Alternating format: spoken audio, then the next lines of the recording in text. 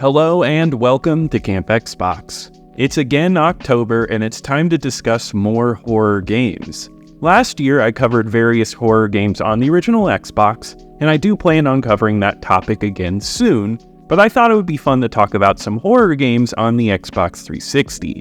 The Xbox 360 has a graveyard filled with horror games ready to rise from their graves.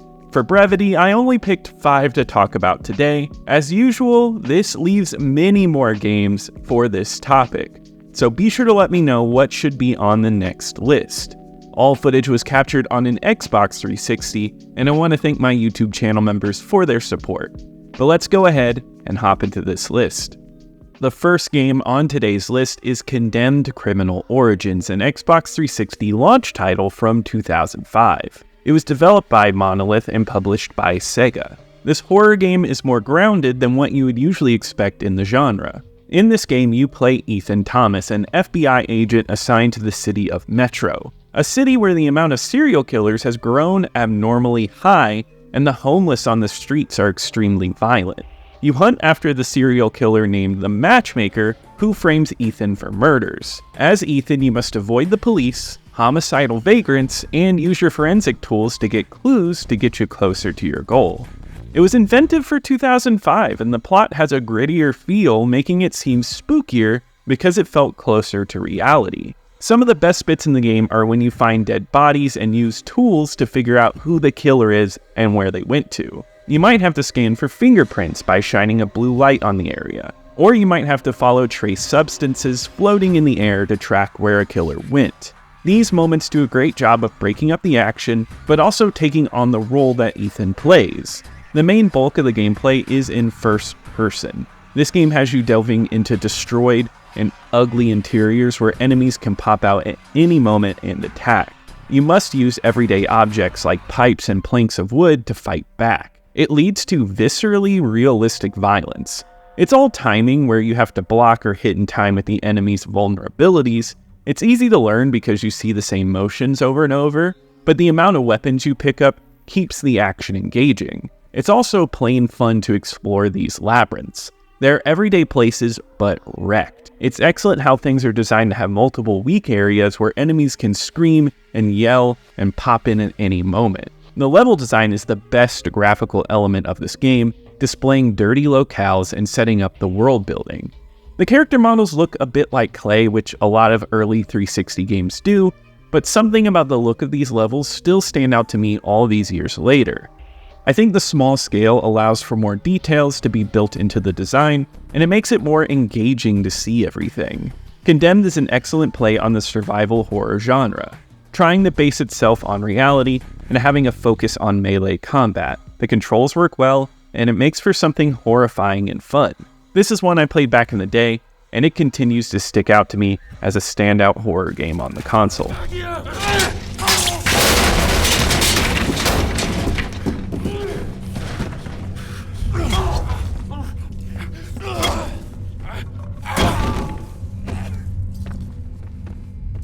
Next is a classic, Left 4 Dead. It was published and developed by Valve and came out on November 18th, 2008 for both PC and 360. This was a go-to Xbox Live game in 2008 and still has life on the PC.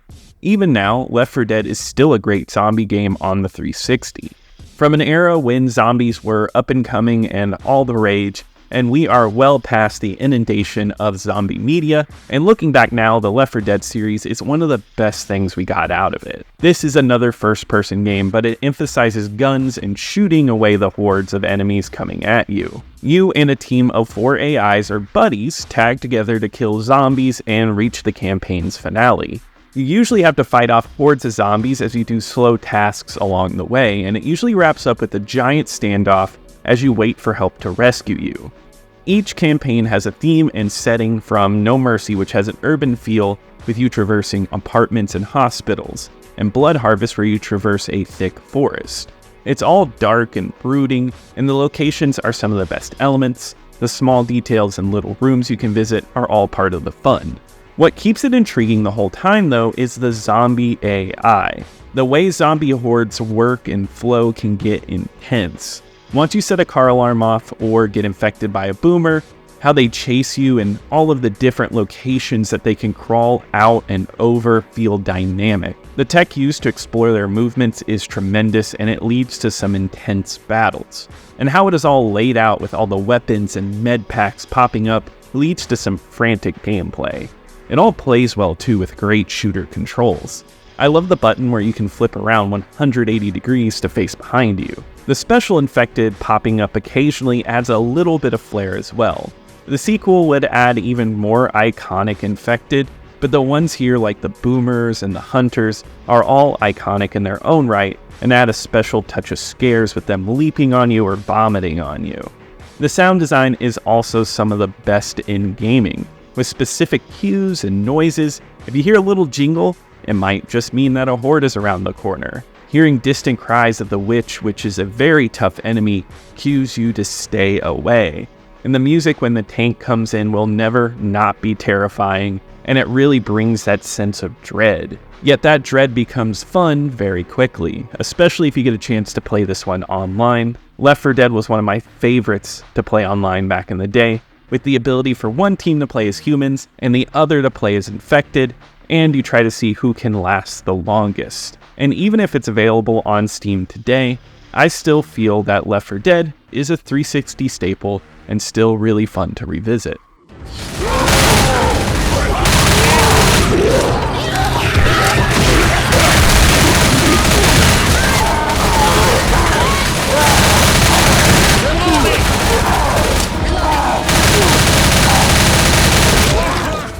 Next is Dead Space, published and developed by EA.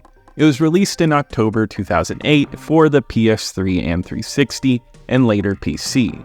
It was recently remade for modern consoles, and it received high praise.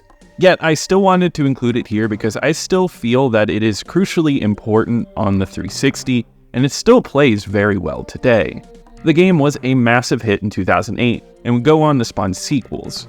It looked incredible on the console, it's dark and moody, and the destroyed spaceship infested by necromorphs is so much fun to explore. The world building is impeccable, with an industrial feel that feels abandoned and destroyed. It drives home this sense of loneliness in the middle of nowhere. This game does so many exciting things, and it tackles them all to make something fresh even today.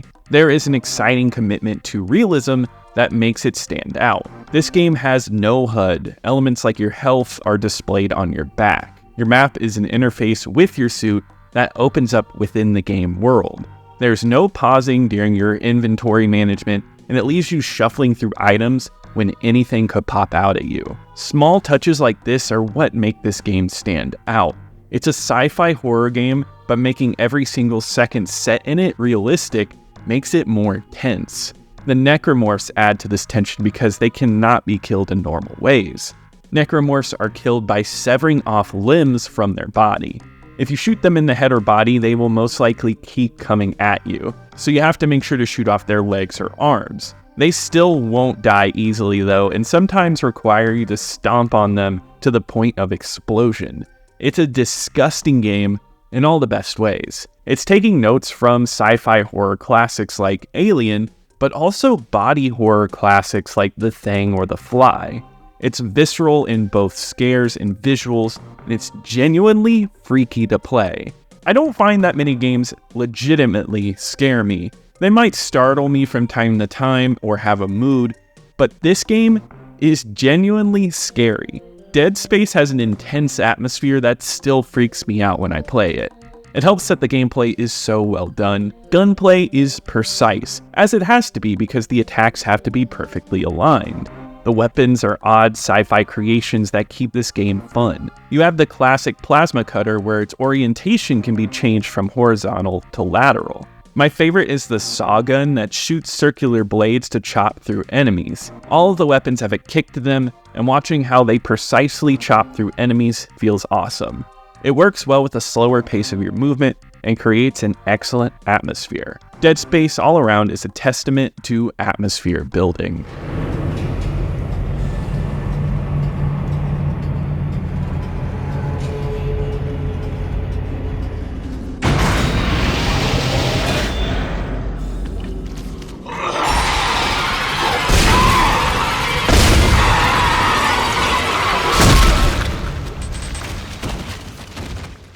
Next, we have Alan Wake, developed by Remedy Entertainment and published by Microsoft Game Studios. It was released in May of 2010. This one has a remaster on modern consoles, and Alan Wake is a fun horror game because it doesn't fit directly into a horror niche. It's a bit of a psychological thriller mixed with Stephen King's works and Lynchian Twin Peaks vibes. It's an amalgamation of different styles that makes Alan Wake so much fun. You have off-kilter scenes in town where everyone acts weird, you have dark apparitions chasing after you, and interludes that parody Twilight Zone. It's a treat for any fan of the genre. In the game, you play Alan Wake, a writer struggling to develop his subsequent work. Your wife disappears in the creepy town of Bright Falls, and you try to find her. All the while, the plot points of your latest novel leak into your real life, where villains and enemies want to kill you. And it helps that Alan Wake is voiced by Matthew Peretta, who is doing incredible character work in this role. His distinctive voice, matched with a noir-esque writing style, gives this game snappy dialogue that matches the great pacing that it delivers. The gameplay is just as fun as the plot, since it's a bit more than just plain shooting. You must use your flashlight and other lighting objects in hand when shooting. The enemies have a dark shield that must be destroyed. You shine enough light on them to open them up to be able to be shot. It's an addictive mix of shooting and shining lights that makes this feel very frantic. The third-person shooter gameplay could have been bare bones, but the plot infuses with the gameplay to craft something cohesive. The look also keeps it cohesive with a location that looks great in a video game. The Pacific Northwest feels lush with large green swaths of trees, yet the forest setting keeps it dark and spooky. It's not the type of game that I found startling, but it has a creepy vibe to it that I enjoyed. I think the character designs are well done too, and when you get to the cutscenes, the character models look great, and the scenes are well played out and feel cinematic. I also love the music. It's cinematic and brings a nice mood to the game, with the sound design in general being handled very well, with the sounds of the light shields popping away being extremely satisfying. Alan Wake has this really fun and thrilling video game story that I had a really good time with, and its sequel would take this weird story and really run with it. Alan Wake now sits as a fun third-person shooter and a great game to return to. If you've only played its sequel, this one is well worth going back to and revisiting.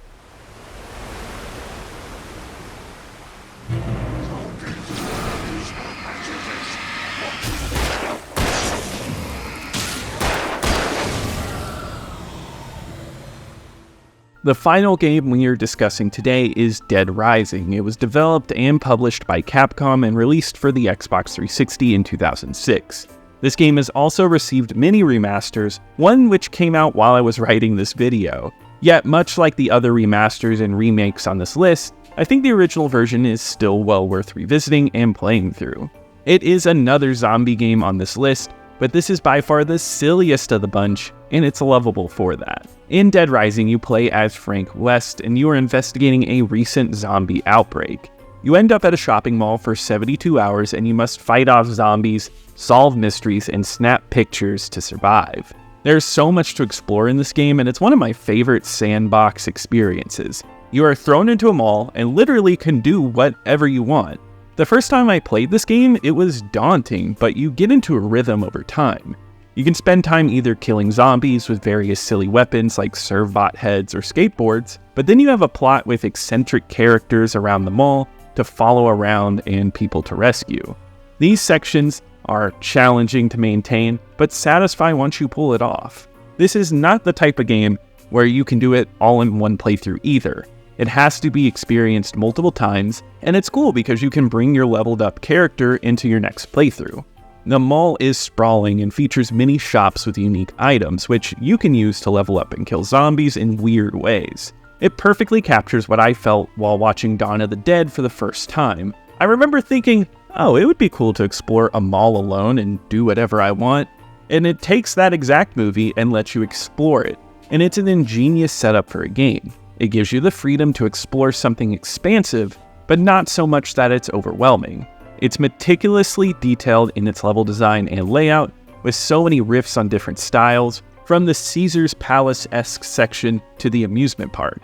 There's always something to look at in this game, and it could have easily been copied and pasted stores throughout but they didn't do that. I also love the photo system here, which has you snapping cool pictures to level up. It gets you into the journalist role, and the unique points and awards you get are silly. This game doesn't take itself seriously, and I like that. Frank West is a pure caricature, as are the many characters you run into. It makes for something campy, and you know it'll never stop being a good time. I think the controls are a bit odd, and going back to them I could see it feeling dated for those who never experienced it, but the melee combat feels great.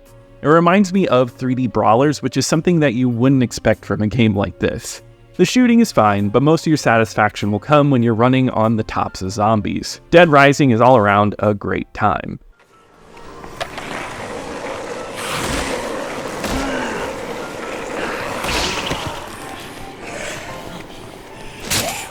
But that does wrap it up for today. If you enjoyed this list, be sure to let me know by leaving a like and commenting on the video. Tell me what games I should put on the next list. I would love to hear from you.